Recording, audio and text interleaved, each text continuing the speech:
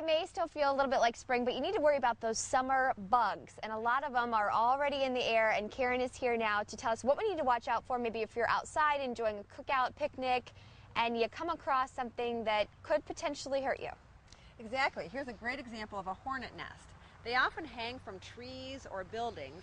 They're like a paper mache box, and what happens is inside are combs of all the bees. In fact, there are some in here that are dead, and these are white-faced hornets. So if you see one of these hanging by and you get near their nest, they're very aggressive and they love to come and defend their nest. A normal reaction is a local hive. What's abnormal is if that hive spreads to all over the body, breathing trouble, shortness of breath, a feeling like you might faint or collapse, nausea, vomiting, diarrhea could occur as well.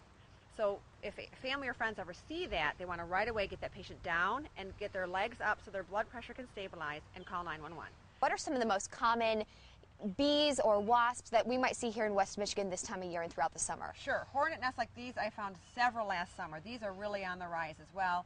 The yellow jackets tend to be in the ground.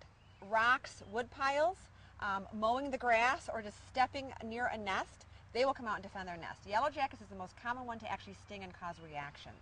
Honeybees are fuzzy and they tend to be on flowers. They don't tend to bug us too much. They're really domesticated.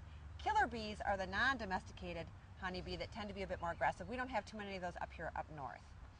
There is a yellow-faced hornet, similar to the white-faced hornet, and then there's wasps that are brown with a wasp waist.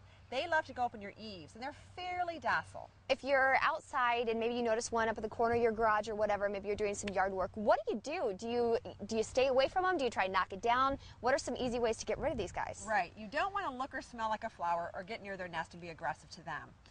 Calling an exterminator if you're severely allergic is the safest option. If you realize that you might be potentially allergic to an insect such as a bee, you want to have an EpiPen. An EpiPen trainer looks like this, and it's very simple. You grasp it like a dagger, you pull the gray cap off, and you can go right through clothes into the thigh, hold for 10 seconds.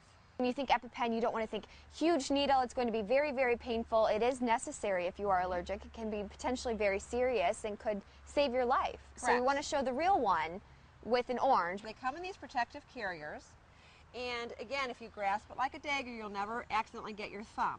So you just take off the gray cap. It's now ready to go.